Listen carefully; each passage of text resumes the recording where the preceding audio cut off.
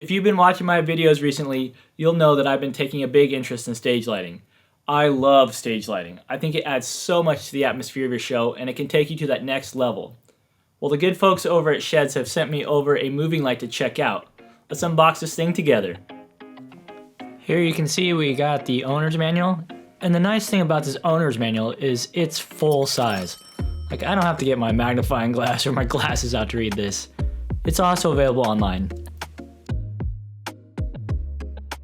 We have a PowerCon cable, that's nice, it won't slip out.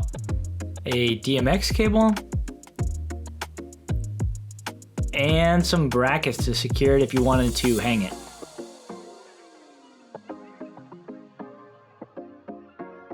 As you can see, the unit we are checking out today is the 7x40 BeeEye.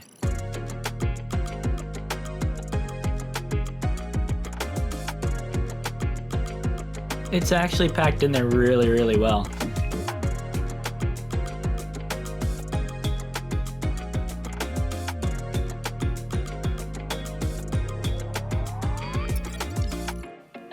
It's interesting to see it from this view. You can see the little LED lights in there. They're kind of square and they're in each one of the lenses, and there's 7 of them.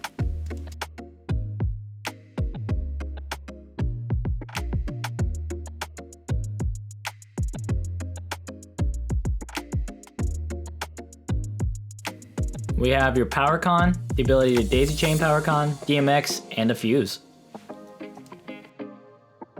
I'll link to this version of the BeeEye in the description below. Here's a quick look at the control panel. You can see how quickly you can run through the DMX channels to find the right number. And then over in set, you can change to DMX, sound, auto 1 or auto 2. And here's what the fan sounds like up close. It's actually pretty quiet. And these holes are for mounting the hardware to hang it. And there's a mounting point to put a cable for safety.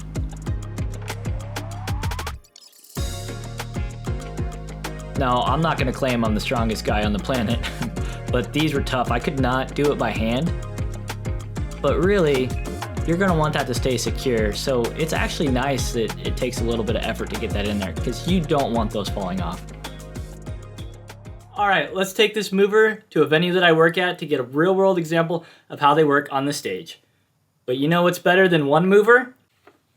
2 movers. Let's go.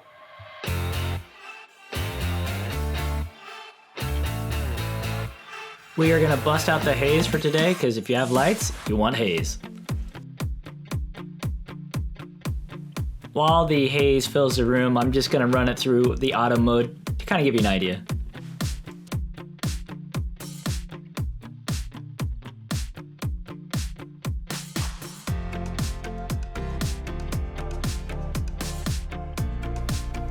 The unit has 2 auto modes, and they're actually pretty fun.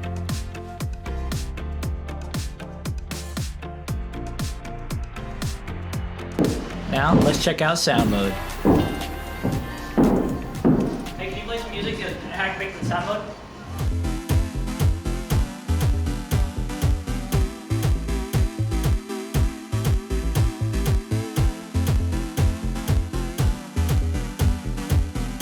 People like to dog on sound mode, but I thought this actually did a pretty good job. Now it is time to actually see what I can program. I'm gonna use the MyDMX Go, and I'm gonna run it straight into the unit. MyDMX Go is terrible unless you connect it to a router, and even then it's kind of spotty. Let's add even more haze and some backlighting. In DMX mode, you have the choice between 23 channels, 35 channels, or 51 channels. What that gives you is a lot more fun macros to mess with, but also when you go to the extended mode, you get control over each one of the 7 eyes. The beam angle can go really small, 8.5 degrees, all the way up to 50 degrees. And here's what that looks like on this wall where it's a little closer.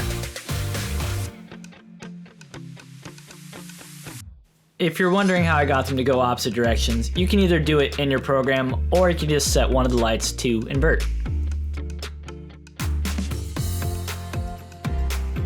Now I really like this effect. I think it's really neat looking from the front, and on a tower or hanging, it would really add a lot to the atmosphere. And if you want to make it even more fun, you can start messing with the rotation channel.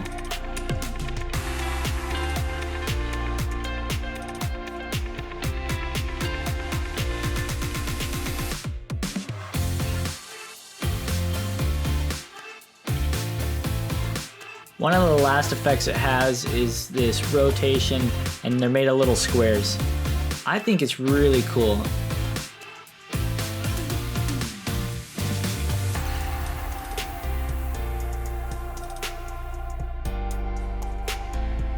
It's almost like having a gobo without actually having a gobo. But you can see it does a lot of fun effects with these squares.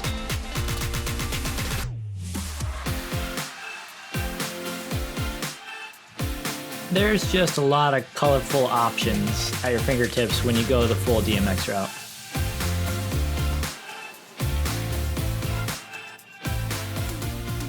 What do I think about this light? Well, I think it's incredibly versatile.